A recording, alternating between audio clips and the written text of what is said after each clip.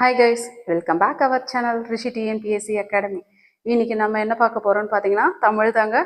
தமிழ் ரொம்ப இம்பார்ட்டன்ட் பார்ட்டுன்னு உங்களுக்கு எல்லாருக்குமே நல்லா தெரியும். நான் மறுபடியும் சொல்கிறது தான், தமிழில் எல்லாருமே 90க்கு மேலே எடுக்க ட்ரை பண்ணுங்க. அப்போ தான் நல்ல ஸ்கோர் வரும். சரிங்களா? இன்னைக்கு நம்ம என்ன பார்க்க போறோம்னு பார்த்தீங்கன்னா தமிழில் பெரும்பொழுதுகள்ன்ற டாபிக் தான் பார்க்க போகிறோம். ஸோ பெரும்பொழுதுகள்னு பார்த்தாவே உங்களுக்கு ஏற்கனவே தெரியும், ஒரு ஆண்டின் 6 கூறுகள் தான் பெரும்பொழுதுகள். சரிங்களா? ஒரு ஆண்டை 6 கூறா, அதாவது 6 பார்ட்டா ஸ்பிளிட் பண்ணா அது வந்து பெரும்பொழுதுன்னு சொல்லிட்டு சொல்லுவோம். ஒரு நாளின் 5 கூறுகள் வந்து சிறு பொழுதுன்னு சொல்லிட்டு சொல்லுவோம்.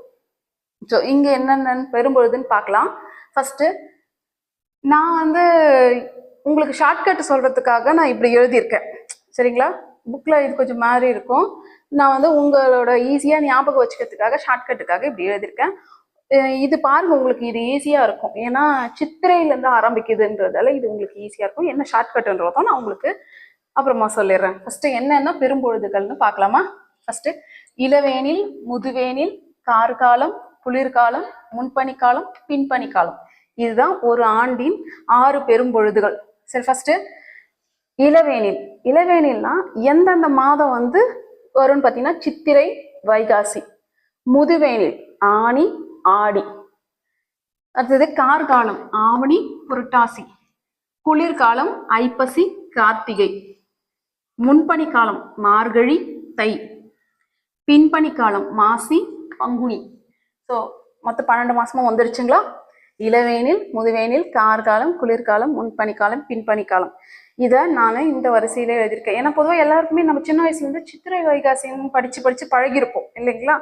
அதனால இந்த சித்திரை வைகாசியில ஸ்டார்ட் ஆகிற மாதிரி நான் எழுதியிருக்கேன். இப்போ ஷார்ட்கட் என்னன்னு பார்த்துடலாமா? பொதுவாக இது வந்து ஒரு பாட்டு வரும், உங்களுக்கே நல்லா தெரியும். அதனால நான் அப்படியே ஈஸியா எல்லாருக்கும் ஞாபகம் இருக்கும். பாட்டுனாவே எல்லாருக்கும் மறக்க முடியாது இல்லையா? அதுவும் கொஞ்சம் ஹிட் சாங்ஸ்லாம் அவ்வளோ சீக்கிரம் மறக்காது. இது ஒரு பாட்டு வரும், பார்த்துருக்கீங்களா? இளவேனில் இது வைகாசி காலம் சொல்லிட்டு, வைகாசி மாதம்ட்டு.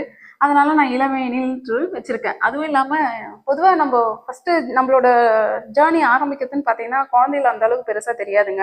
வீட்டில் அப்பா அம்மா வளர்த்துறாங்க. அப்புறம் இளமை காலம் வர வர நாம தான் எல்லாத்தையும் ஆரம்பிக்கிற மாதிரி இருக்கும். ஸோ அப்போ ஆரம்பம்ன்றதே எங்க ஆரம்பிக்குது? இளமையில தான் ஆரம்பிக்குது நம்மளோட ஜேர்னின்னும் போது. அப்போ ஃபர்ஸ்ட் இளவேனில், இளமையா இருப்போம். அதுக்கு அடுத்த ஸ்டேஜ் என்ன வரும்?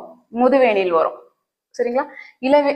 இளமை காலம் முடிஞ்சதுக்கு அப்புறம் என்ன காலம் வரும்னா முதுமை வரும். பொதுவாகவே வயசாயிடுச்சுன்னா நம்ம எல்லாரும் இளமையில் இருந்த மாதிரியே ஓடுறது, வண்டி ஓட்டுறது, அது இதெல்லாம் பண்ண முடியாது. வயசாயிட்டாலே கொஞ்சம் பொறுமையாக தான் ஹேண்டில் பண்ணும். அதுவும் இல்லாமல் சேஃப்டியாக இருக்கும். அப்போ காரில் தான் போகணும். இப்போ வண்டிலாம் இளமையில் வண்டி ஓட்டுற மாதிரி முதுமையிலாம் வராது. அப்போ முதுமையாக ஆயிடுச்சுன்னா எதில் போகும்னு பார்த்தீங்கன்னா காரில் தான் போகும். இப்போ இருக்கிற கார்லாம் எதுவும் நார்மல் கார் இல்லைன்னு உங்களுக்கு நல்லா தெரியும். எல்லாத்துலேயுமே ஏசி இருக்கும், நல்லா குளிரும். பொதுவாக வயசானவங்களுக்குனாவே குளிர் நல்லா தெரியும். அதில் ஒரு ஜிகே இருக்கு, உங்கள் எல்லாருக்கும் தெரியுமான்னு தெரியல. ஏன் ஒருத்தருக்கு குளிர் தெரியுது அப்படின்னு பார்த்தீங்கன்னா, பொதுவாகவே சின்ன பசங்களுக்கா இருக்கட்டும், கொஞ்சம் நல்லா யங்ஸ்டர்ஸாக இருக்கட்டும், அவங்களுக்குலாம் குளிர் தெரியாது அந்த அளவுக்கு. வயசானவங்களுக்கு தெரிகிற மாதிரி அவங்களுக்கு தெரியாது. ஏன் அப்படின்னு உங்களுக்கு தெரியுமா? ஏன்னா ஒருத்தரோட ரத்தத்தில் ஹீமோக்ளோபின் அளவு நார்மலாக இருந்துச்சுன்னா அந்த அளவுக்கு குளிர் தெரியாது. ஹீமோக்ளோபின் அளவு வந்து குறைஞ்சிருந்துச்சுன்னா அந்த குளிரை நம்மளால நல்லா ஃபீல் பண்ண முடியும் ஈஸியாக. ஸோ அப்போது வயசானவங்களுக்குலாம் கொஞ்சம் கம்மியாக இருக்கும் இல்லைங்களா? நோய் எதிர்ப்பு சக்தியாக இருக்கட்டும், ஹீமோக்ளோபின் அளவாக இருக்கட்டும், எல்லாமே கம்மியாக இருக்கும். அதனால அவங்களுக்கு குளிர் நல்லா தெரியும். அதான் சொன்னேன், ஃபர்ஸ்ட் நம்ம ஸ்டார்ட் பண்ணுறது இளமையில. அதுக்கு அடுத்த ஸ்டேஜ் என்ன வரும்? முதுமை வரும். முதுமை வந்துட்டாலே பொதுவாக எதில் தான் போவோம்? காரில் தான் போவோம். காரில் போனாலும் ஏசி கார் இல்லைங்களா இப்போலாம்? ஸோ கண்டிப்பாக குளிர் எடுக்கும் அவங்களுக்கு, வயசானவங்களுக்கு. ஏன் குளிர்தாதுன்னா அதில் அந்த பனி மாதிரி வருது இல்லையா? அது முன்பனி பின்பனின்னு எல்லா பக்கமும் ஏசி இருந்துச்சுன்னு வச்சுக்கோங்களேன். முன்னாடியும் பனி, பின்னாடியும் பனி, அப்போ குளிர ஆரம்பிக்கும். ஸோ அப்போ இது வந்து ஈஸியாக உங்களுக்கு ஞாபகம் வச்சுக்கிறதுக்காக வச்சுருக்கேன். ஃபஸ்ட்டு இளமையில் ஆரம்பிக்கணும். உடனே இங்கே எல்லாரும் குழந்தை வராதா அப்படின்னா, பெரும்பொழுதுல எங்க குழந்தை வரப்போகுது? அப்போ ஆரம்பிக்கிறதே இளமை அப்படி ஞாபகம் வச்சுக்கலாம். இளமை, அப்புறம் முதுமை, அப்புறம் எதில் தான் போகணும்? வயசாயிடுச்சுன்னா காரில் தான் போகணும். காரில் போனால் கண்டிப்பாக குளிரும். ஏன்னா இப்போ இருக்கிறது எல்லாமே ஏசி கார். ஏன் குளிருதுன்னு பார்த்தீங்கன்னா அதில் இருக்கிற முன்னாடியும் பனி, பின்னாடியும் பனி. இந்த பனியால் தான் நம்மளுக்கு குளிர் தெரியுது. ஸோ இதான் ஞாபகம் வச்சுக்கினீங்கனாலே இது ஒன்றும் பெருசாக விஷயம் இல்லைங்க. ஏன்னா ஃபர்ஸ்ட்லேயே சொன்ன மாதிரி தான் நம்ம எல்லாருமே சித்திரை வைகாசியை கண்டிப்பாக சின்ன வயசுலேருந்து இந்த ஆர்டரில் தான் படிச்சிருப்போம். சித்திரை, வைகாசி, ஆனி, ஆடி, ஆவணி, புரட்டாசி, ஐப்பசி, கார்த்திகை, மார்கழி, தை, மாசி, பங்குனி. ஸோ இந்த ஆர்டரில் தான் நம்ம வழக்கமாக படிச்சிருப்போம். அதை அப்படியே 2 மாசமா பிரித்து போட்டுட்டோம்னா பெரும்பொழுதுகள் ஓவர். அப்போ இது உங்களுக்கு பிடிக்கும்னு நினைக்கிறேன்.